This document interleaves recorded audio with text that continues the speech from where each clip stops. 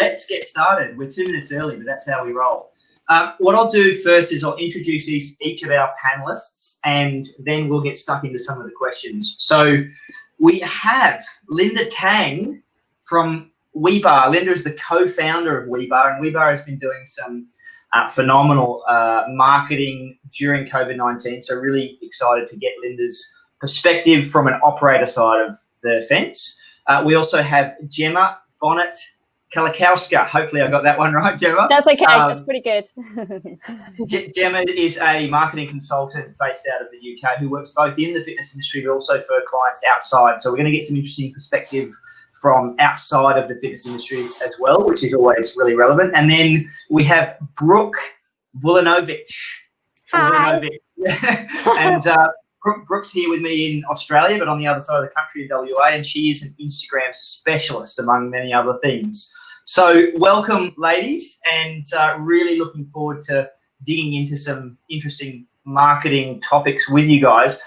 What we'll start off with is a question, and we'll go around with each of you to start with. It's going to be slightly different based on the different roles that you play. So I'll start with you, Linda. How has your digital marketing strategy evolved through the COVID-19 crisis compared to what it was prior? Thank you, Owen. So I think all of us have been scrambling to just react day by day and figure things out day by day. And what I have learned in the last 2.5 months in Singapore of a more or less lockdown is that you really have to listen to your consumers and you really have to understand their mindset that day. I mean, they are the same consumers and they buy into the same brand, but their environment and their mindset and their behaviors and their barriers and their challenges have all evolved and changed as well. So I feel how we have pivoted is definitely been a lot more transparent, being a lot more frequent and consistent with our communication.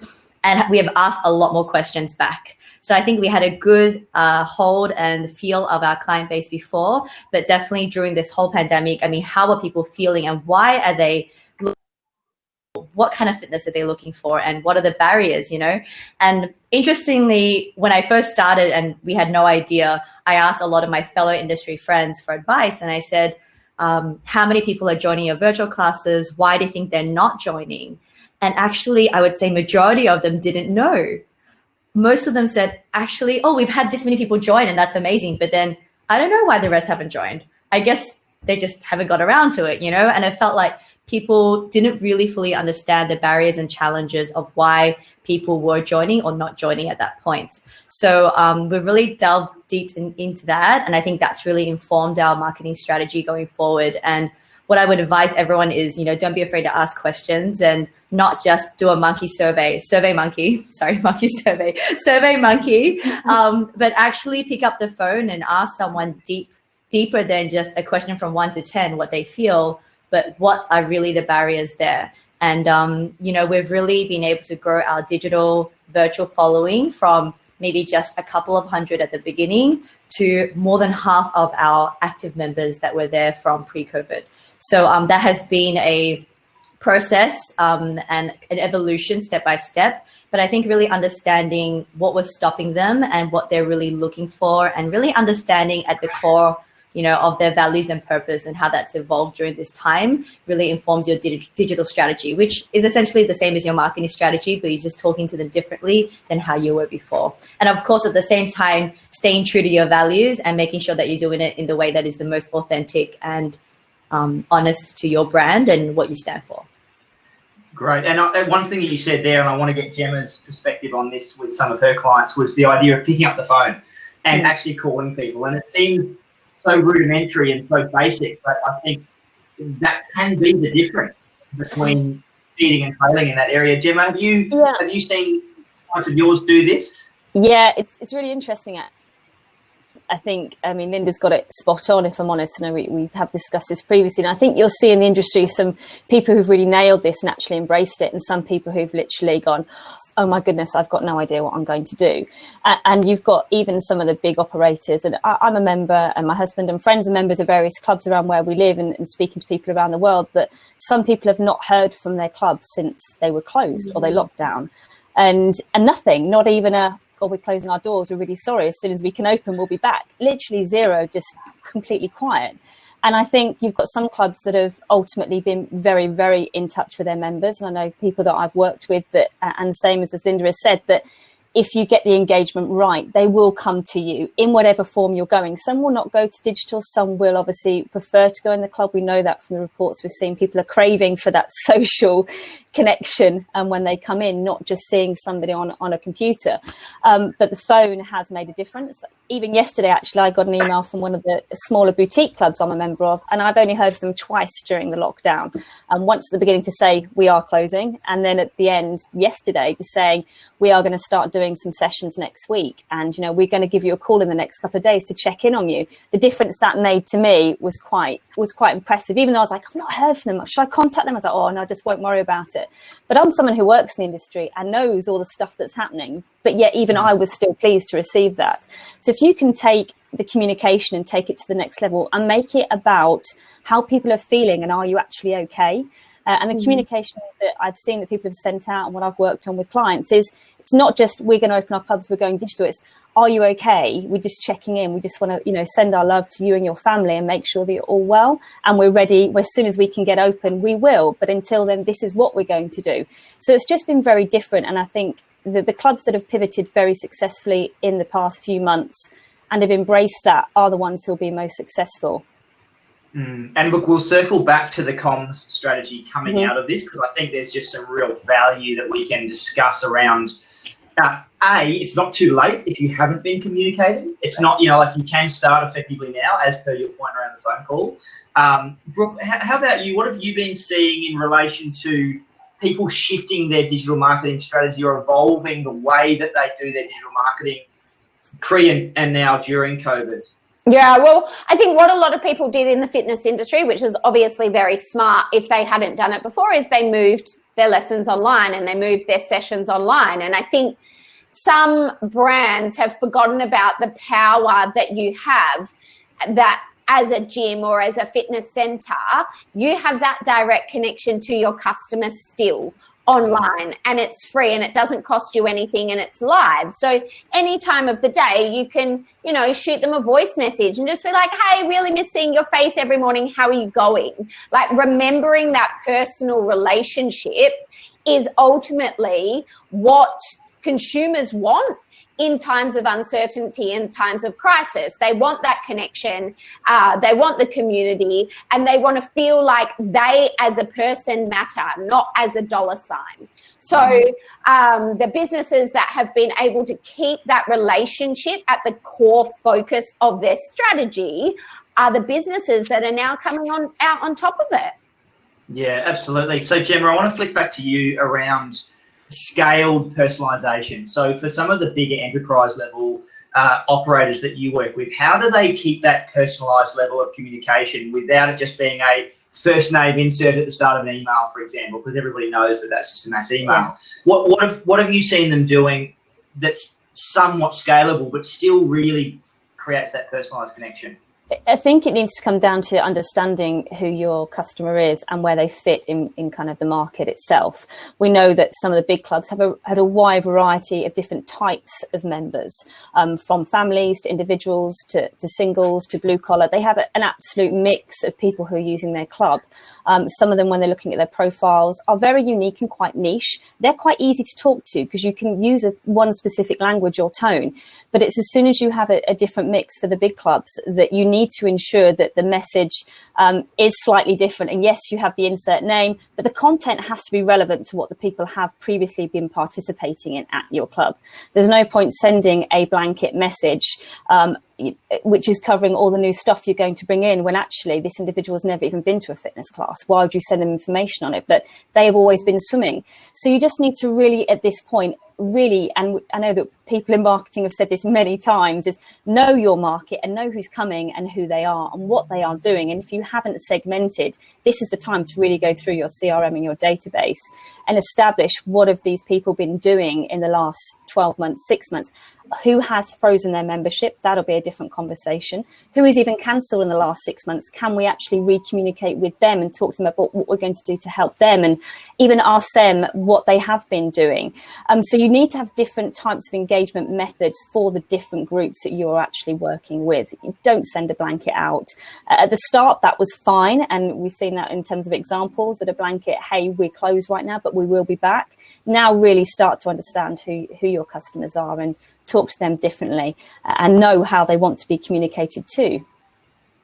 And I think that speaks to Linda's initial point around asking questions. If you don't have that information, you can actually go out to your customers and ask them, right? Yeah. Don't be afraid so Linda, to ask. We get so scared right. to ask. Don't. So Linda, can you give us some specific examples of the types of things that you asked your audience, and then what the answers, what kind of actions the answers actually helped you put in place that was really beneficial to both the business and to your customers? Yeah.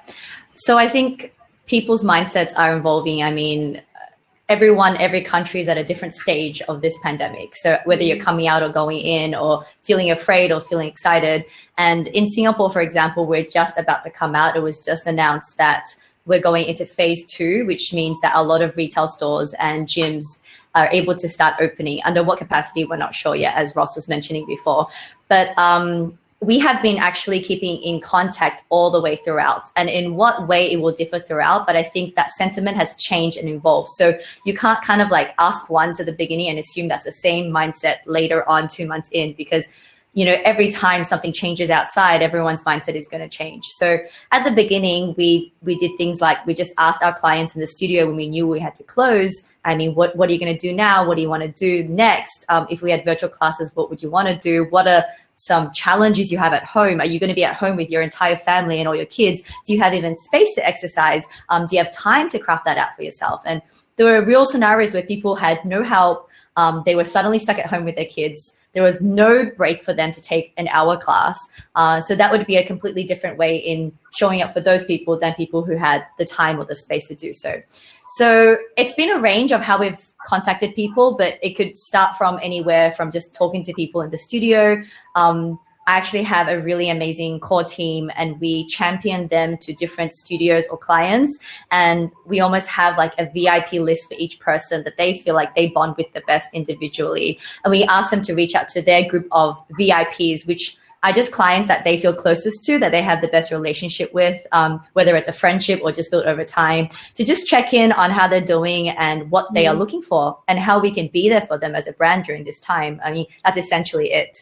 And how that's evolved is, now I have girls emailing the ones that we haven't seen for months, or even sending them a text or calling them and saying, hey, like, we haven't seen you in ages. We just want to check in how you're going and what's up.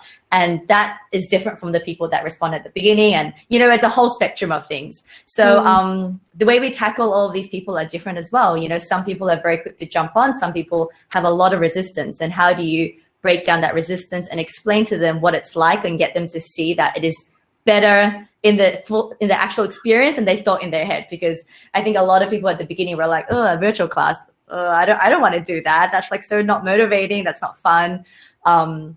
And trying to break that down for them and really understand where they're coming from.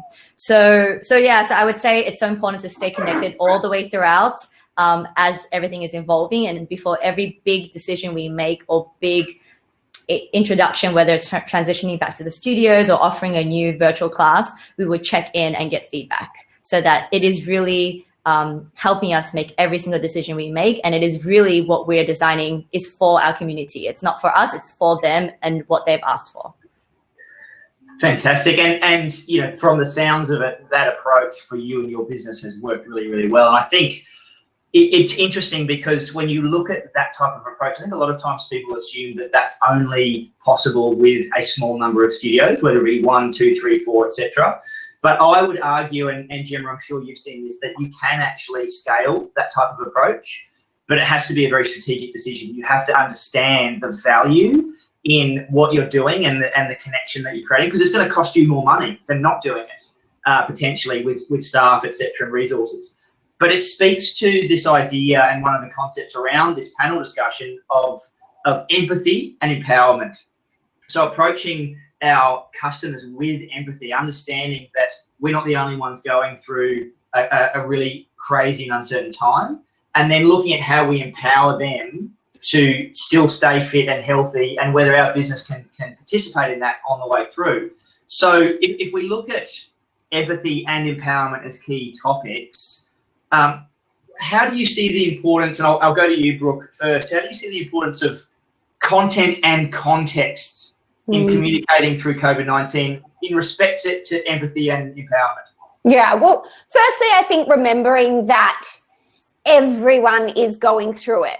So I guess if you want to sort of touch on some of the mistakes that I've seen brands making online, is this woe is me, poor us, we've been forced to close.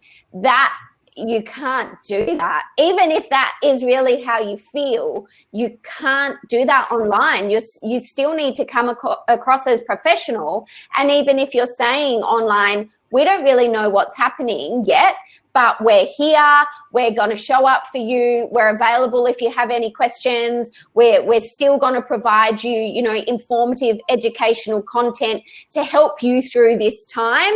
Your goals still really matter to us.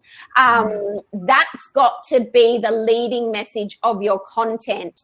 If it was ever a time to not be about you and be about your customer and what they are experiencing and what they are going through, it is now. And you've got to highlight that in your tone of voice, in your content, even if behind the scenes you're like, what is happening? So is every business owner, So be led by your customers' needs, and just because your business has been shut or been forced to close doesn't mean your customers' goals have gone anywhere either.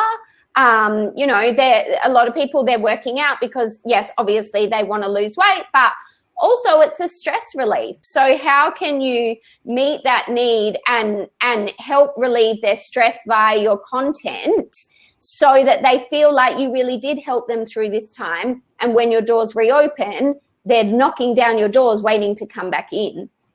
And I think it ties back to vision and mission, right? So what are you in business for? Yeah. What is the vision and the mission of your business? And what we would hope to assume for most gyms is that you're there to help people improve their lives through health and fitness services. And ultimately, that's actually kind of irrelevant as to whether or not you're doing that in a physical space or outside of the physical space. And I think that's quite a lateral step for a lot of traditional bricks and mortar facilities to take. We are the entity that can help you, our customer, stay in great shape, reduce stress, all of the benefits that come from physical exercise. Gemma, what have you seen with your clients in terms of big and little when it comes to this idea of empathy and empowerment and the vision behind the company? Does it change at a certain size, or are there some great operators no matter what the size in this space? I think there's great operators no matter what the size, and I actually think this situation has created massive opportunity for people who some out, in the industry you might never even heard of. If you look at latest, there's so many reports that have come out in the last few weeks. Spend a lot of time, bedtime reading's amazing at the moment. But there was one that came out last week, which was done by a UK company called Pro Insight. And they were looking at online class benchmarking with operators within the UK. And they looked at, started with 144 operators, and they went down to 40 because out of those 144, they wanted to look at from the big guys to the local authorities to boutiques and to some of the independents as well. They wanted to establish how many of them were doing their own content and weren't using some of the online available virtual platforms that we know about, but creating their own resource and their own content. And out of those 144, it went down to 50 operators that they actually checked. And the one that came out on top, which was Box 12, you might never have heard of. But their online content, and it was benchmarked against, did the instructor introduce himself? Did they feel engaged? Was the environment correct? Did they talk about spacing? Spacing's been mentioned already by Linda. All these kind of things that you would expect from a club when you go in terms of the health and safety, as well as the engagement and the motivation and a result at the end of the class. This club, Box 12, hit it. And it came, the second was David Lloyd. So, there's people who've got a massive opportunity here. And I think this also comes down to us looking at other industries. Looking at retail, for example, they have their shops and they have their online platforms or, their online shops. This is the opportunity where fitness should look at that and go, okay, we can actually offer both, and we should be offering both, because we have no idea longer term how this will affect us, not just now when everything opens and we talk about the new normal. We've got no idea what that might look like. I mean, we're at FIBO, Earth and all these different events last year.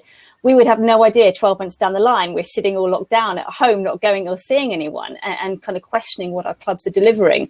So I think we just need to consider the fact that this isn't going anywhere, and people will get COVID-19 and they will have to go into self-isolation. So what are we going to do for them? What are we providing them so they can't go to our club? Is that it? They just don't become part of anything for 2 or 3 weeks? Or if they're really sick, 4, 5, 6 weeks? We don't know. So I think this is a real opportunity for the empathy and the empowerment question to really think very carefully about the business and consider that you don't need to be, a big name to be successful right now. This is a huge opportunity for anyone to go, right, we can deliver this and we can do this well, as long as you stick to your brand and you know what you're trying to say, and keep that so people understand their experience online and when they come into your club, exactly as retail has done, no different. So I want to address the elephant in the room. And I don't want to get too bogged down here, but we'll get a quick snapshot from each of you around pricing. So what we've seen is the absolute glut of fitness operators, trainers, just going, we've now got a digital thing and it's free because and this is part of being empathic, right? We're going to give you this free thing, free. Now we're reopening. What do we do with this? Does it just remain free, ongoing, and we take operational costs and soak that in? Does it become part of a membership? So I just want a quick preview from each of you on what you think about this free economy of online content and how it actually creates a value proposition versus what clubs should potentially be looking at when it comes to their pricing model moving forwards. Let's start with Linda. Pricing. Well, I'm on this big group chat on WhatsApp, and Ross is in there as well, I think with a lot of different gyms around this region. And he said once, I think a couple of weeks ago, he said, if there's anything that we can do for each other, is to stop offering free classes. Yeah. And I thought it was so good of him to speak up for the community, because none of us individually can say that, but then for him as a collective to be able to paint that picture, I mean, it's all what we're thinking, but we can't actually put those words out because, of how it could look. But essentially, I guess the more free things that are out there, the less people are willing to pay. I mean, that's essentially supply and demand. And, a big barrier now is still the amount of free offerings out there. So I guess as a brand, if I want to be, selfish, or for every brand out there that wants to earn $1 versus continuing to bleed, it is, we need to charge something, whether it's a little bit, a lot, but something, so that there's a value attached to what we're giving out. So it's not just free for all. Anyone that wants to join can join. So I guess, do we still offer free things? I mean, as a brand, we still do IG lives once every 10 to 14 days.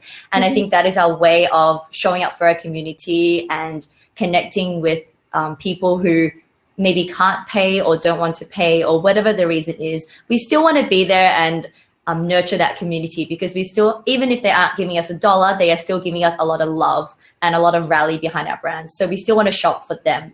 But of course, the end goal is to start to nudge people to some sort of value product that has a price on it, so that the quality of audience and target market you're getting is actually so much better. I mean, someone who's willing to pay even just $5 for something is going to be so much more of a quality client that is going to just actually come on time, actually show up, and actually stay till the end of the class, versus someone who just got something for free. So I think it's a win-win both ways. If you can find that right value proposition, of course, you want to charge an amount that feels like it's at the right tiering for you, at the right value proposition for you. I always say, I mean, I came from a FMCG, consumer goods background, marketing, and I always say there's no price too expensive. It's just a matter of if that value is worth that price or not. So it just depends how you position it all and where you want to be in the market. Yeah, I couldn't agree more. And I think I'll move on to Brooke in a second, but I really think there's an opportunity here, probably post-open. I think it's harder pre-open to do this, but once you are open and up and running again, I think there's some different model opportunities for us to explore. And I know that some people are already doing this. And one of those opportunities is to have a blended option of delivery. So someone would normally come into a facility, and unless it's a boutique, it's fairly self-serve. They're going to come in and access the space and train. But what about if they actually come in as part of a small group, or even have one-on-one if the value proposition is there?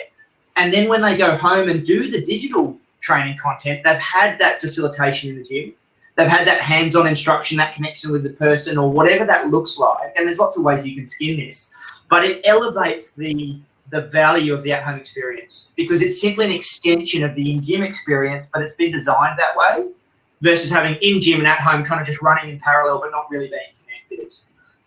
Brooke, what do you think about the value proposition and pricing and free content and that, all of that? It's an interesting one. I definitely agree with everything that Linda said. I think that free attracts drama a lot of the time as well, because it's people who don't take your business seriously a lot of the time as well. They're just testing something for free, and because they got one thing for free, then they just expect more and more and more and more for free. So you got to have a strategy, right? Why are you offering this thing for free? What is the purpose?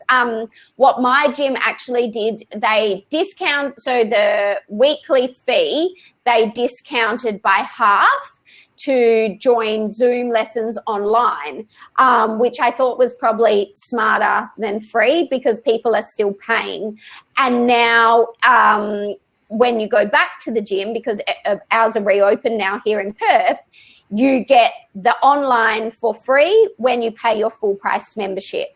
So again, that's just changing the value around, and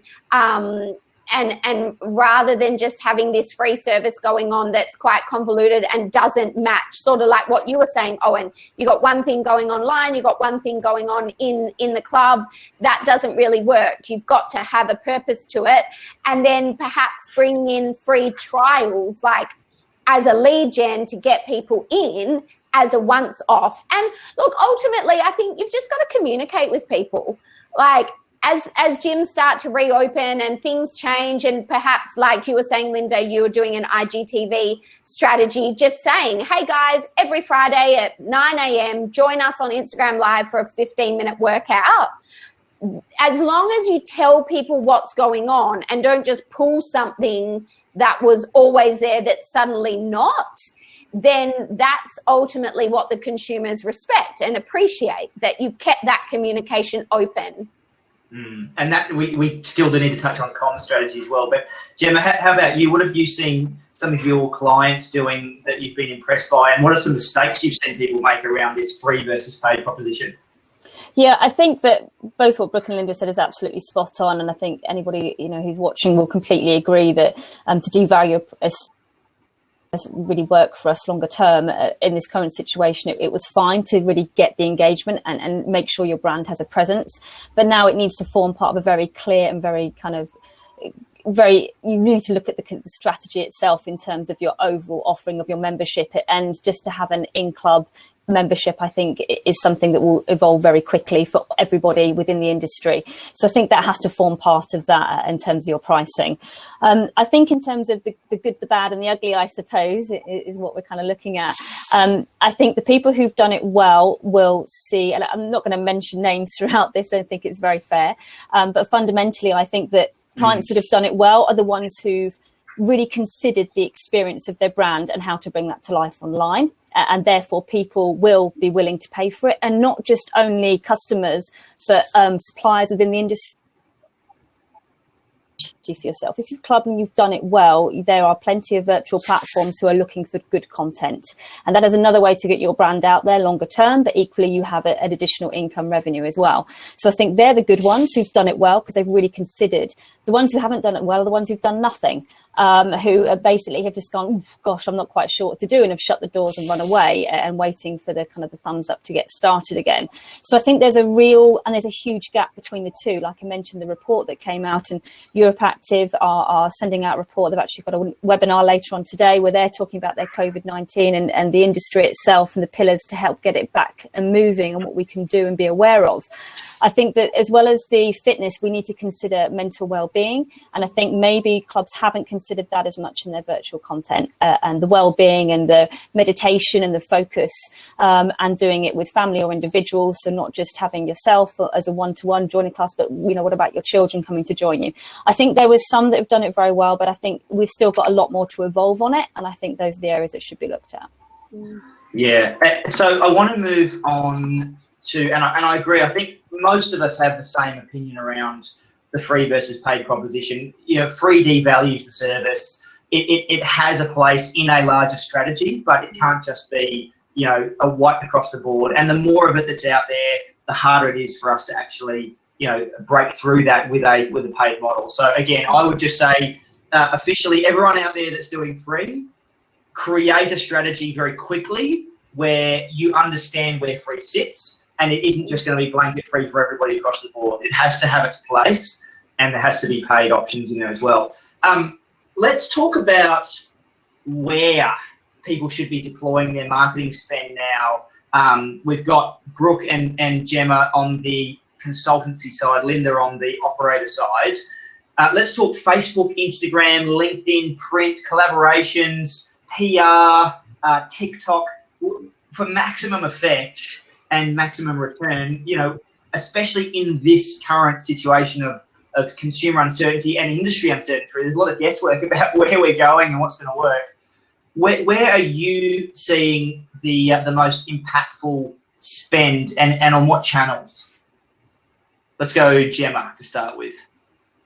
Again, this comes down to who you're actually talking to. I think there are so many platforms out there that you could spend an absolute fortune if you want to do every single one, but actually, does that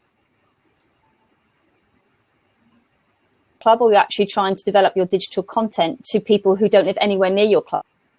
So I think you need to be very clear about who you're trying to communicate to before you start splashing out money on social, because as soon as you start going, it does ramp up quite quickly. I've seen plenty of clubs who stopped all their PPC, complete pay-per-click advertising. And now they're going, gosh, I wish we hadn't done that, because actually we could have used this as an opportunity to develop our digital. So I think the panic initially was don't do anything. And the people that I work with, I said, no, don't stop, keep going, because actually it will be more beneficial for you longer term. And as long as you know why you are doing a paid advert and you have a very clear lead generation from that, then it's fine, because you can quite easily refine what you're doing, alter the content, and see you can see the value in terms of that conversion rate.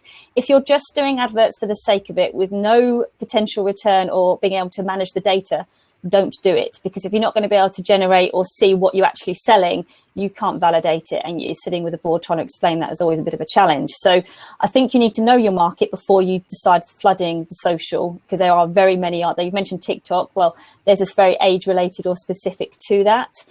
You've got very much Instagram, very much fitness. I work with medical companies as well, and that is completely different. LinkedIn and Twitter, we don't really touch the others.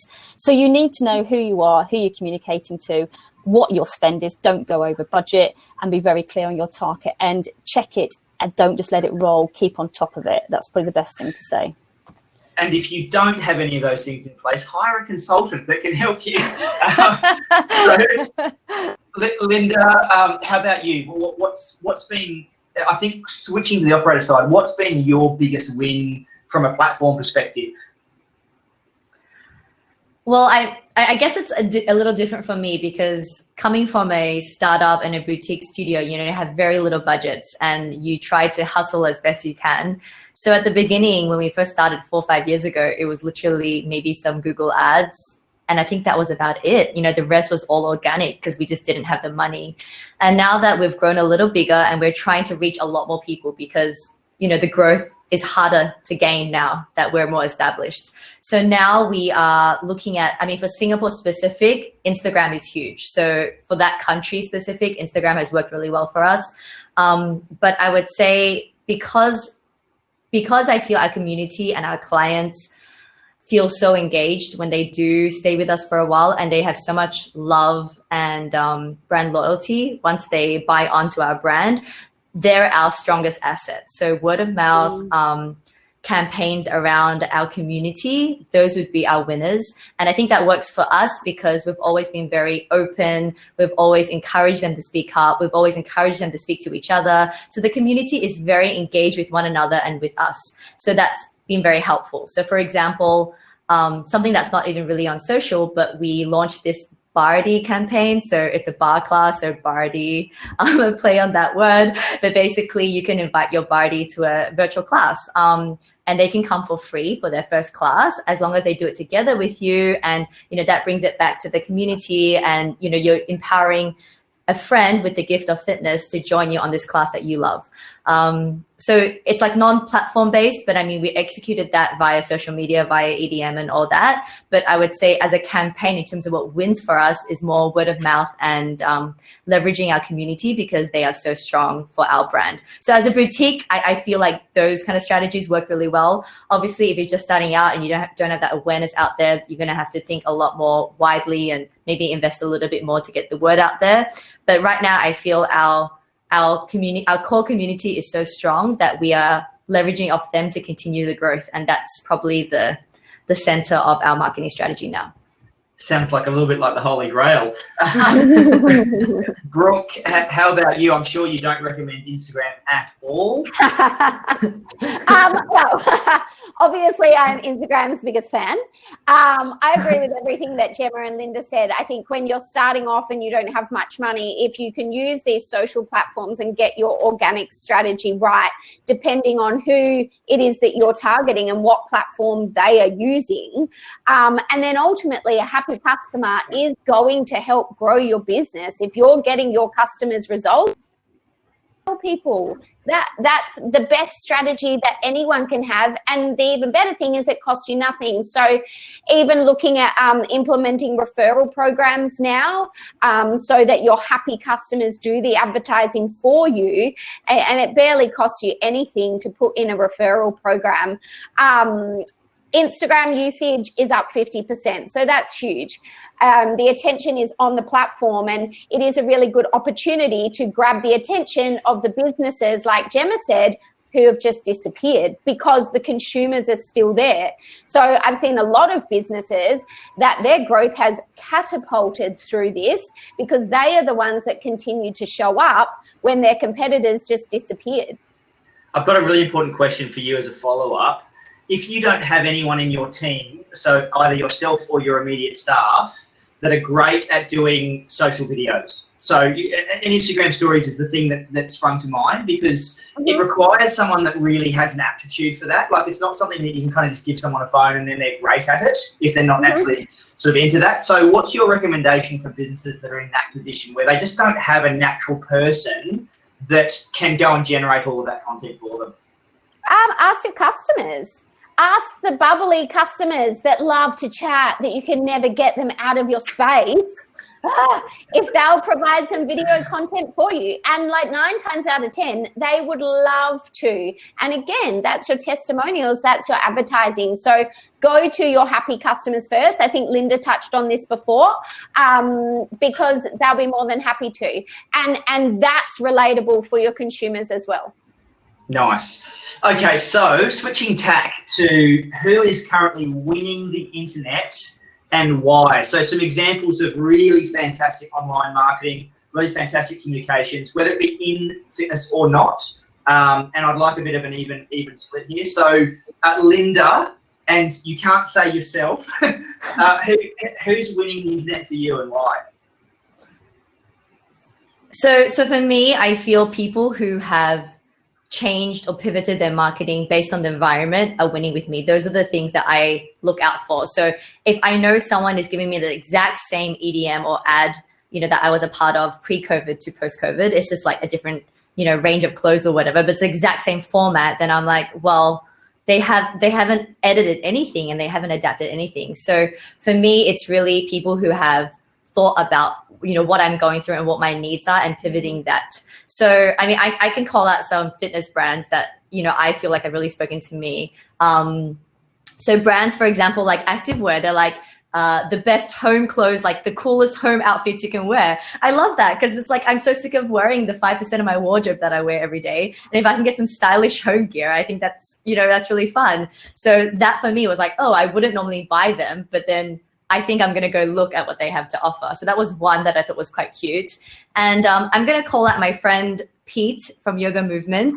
I follow his brand. It's a really strong yoga brand in Singapore. And, you know, we talk a lot behind the scenes to encourage each other and share ideas. But I feel they were so spot on in their launch of going back to the studio. They did a really heartfelt post. I felt it was had so much life and had so much heart of the Yoga Movement brand in what they wrote in the post. It was obviously not something that was just pulled up, that was generic or something that was politically correct. It was something that was so true to the brand. And then when I saw about like 20, 30 people comment and say, oh my gosh, I'm so excited to go back, blah, blah, blah, they uniquely replied every single comment in a different way. Like, that's hard to do. You see people reply back and they'll either just like it, do an emoji, do something generic, but every single reply had heart and uniqueness to it. And I was like, wow. And I screenshotted that and sent it to my team. And I'm like, guys, this is amazing. We should be learning from this. So those are just two examples that I've interacted with recently that I felt like caught my attention and I felt like we're ahead of the rest. Nice. How about you, Gemma? Who's winning and why? I think in terms of outside the industry, I know I've mentioned the retail market, but I think the involvement I've had with different kind of industries, the transport or the travel industry has been very interesting to watch. And I know that even last week, I think I mentioned this last week, that I'm already getting emails from airports to encourage me to come back, which I'm sure Brooke will be getting something quite similar, I think. And I think that in relation to that, they have retained or remained in contact with my local airport, which is the one I obviously always go to. And they have always stayed in contact, and they have done something in terms of, we hope you're okay. I hope you're not missing traveling. And for me, that was very odd that an airport would be sending me those. But it made me really think about that for this particular, this topic that we're talking about, or this particular question. I think the retail industry have done a very interesting job with them being closed. And obviously now in the UK, as of Monday, that some retailers, most have now started to open. But the demand, or how they managed the demand, actually created how they kind of scared, I suppose, people going, we may never open. Oh my God, people, are we going to have any clothes? Are we going to walk around naked? There was all this kind of panic in terms of what we can get. And the demand on those has been unbelievable. I mean, the queues this week of people shopping, and we're still obviously in a pandemic and everything else, but it's like they've forgotten that because they've been brainwashed to some degree that this is all okay. I mean, it's just weird, but the communication around the media as well, because it's not just what we as owners can manage. The media play a massive part, and you need to consider that when you're thinking about this as well, in terms of who's done a good marketing. It's also, how is the PR, how has that been fed through, who have they got to get them involved in this content. I mean, it's very interesting to watch it from a bigger viewpoint as well. I think in terms of the industry, I've mentioned Box 12 already, and I'll mention them again because they have dramatically from just being a boutique offering to now actually offering 3 new products that they're going to be launching very soon because of this situation. They have strategically spent 3 months sitting and looking what they can do to develop their business as a huge opportunity. And I think those and their communication in their social, if you look at it, has been fascinating to watch. And they have constantly communicated with their customers. I signed up to get all their information, and I was not a member, but I'm getting the different conversations. And it's really, I think you just have to be very clever. And I think the big guys, I haven't seen their communication. I'm not a member of a big chain club. I'm a member of a big budget club. But I will say that communication hasn't been, or it's been non-existent. But it'd be interesting to see if there's a research study. We had lots of studies on how we've achieved and will people come back and what they pay for clubs and the experience. But it'd be interesting seeing a study in the industry of the marketing communications that actually happened and the impact that had on a business and who came through and who disappeared. That would be a really interesting thing at the end of things, to see all that information and what we can learn. Because like you said right at the start, that we have to learn from this and don't be afraid if we didn't do it right, because no one's been in this situation before. It's about going, okay, we did this well, but we could have done this better. So when this happens again, or if it doesn't, something will happen in the future. We are absolutely as ready as we possibly can be. And I think that's pretty quite important for us to learn as an industry. Yeah. Now we're going to go to Q&A in a second, but I want to wrap up by sharing some of my observations around who's winning the internet and why, and also just quickly address the whole communication strategy and tie that back to the empathy conversation we had earlier. So a couple of things that I've seen that I was really impressed with, both in the industry and out the industry, and I only discovered this recently. I've seen the posts circling around for a while, but I've never looked into who it was. It's Dude with Sign, I think it's called. So it's an Instagram account, only about 77 posts, 7 million followers. It's the guy that holds up the cardboard signs in New York City and in different places that are always very, very socially relevant.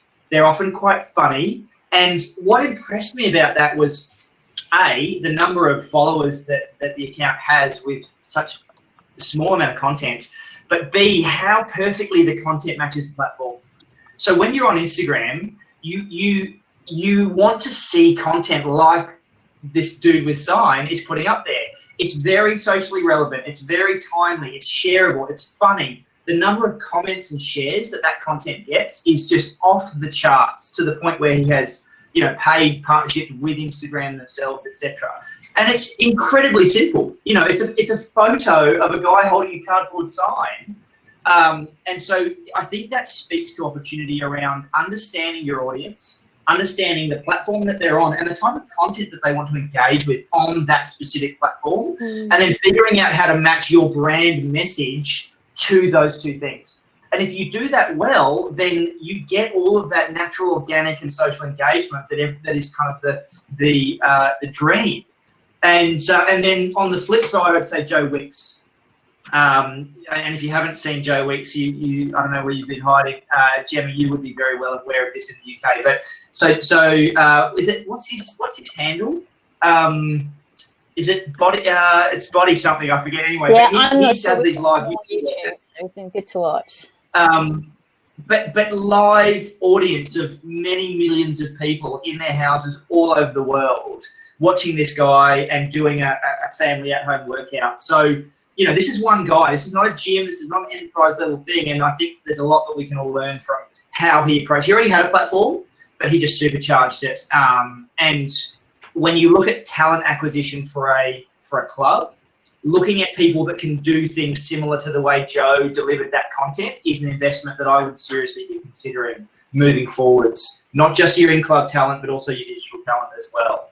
Owen, I'm so sorry to interrupt you. We're starting our closing keynote now, so we'll have to be fair to the other speakers as well. I am so sorry about it, but let's wrap up in 10 seconds. We'll give a wrap up for you, Linda, Gemma, and Brooke. Let's have a quick wrap up for 10 seconds.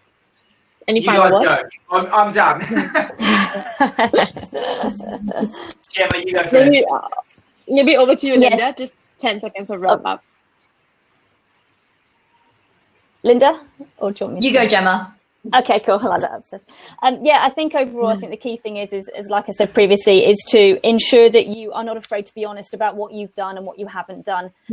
But fundamentally, look at it as a big picture. Look what other people have done and learn from it. And don't be worried that you've made mistakes, because of these things right now, you just have to keep moving forward and be honest with yourself and what you can improve on. Perfect. Thank you so much, Gemma. Any final words, Brooke? I think just keeping your customers' needs at the focus of everything you do. The biggest mistake that businesses make when they get on social media is they make it all about them. And it's not about you. It's about your customer and how you can serve them and how you can help them and how you can really hold their hand through this time to ensure that they're still your customer when you reopen. Perfect. Thank you so much, everybody. Now we're just wrapping up the marketing session. We'll be moving on to our closing keynote panel, which is in the sessions as well. So don't forget to log in there. But thank you, Linda, Gemma, Brooke, and Owen. Thank you so much. Thank you. Thanks,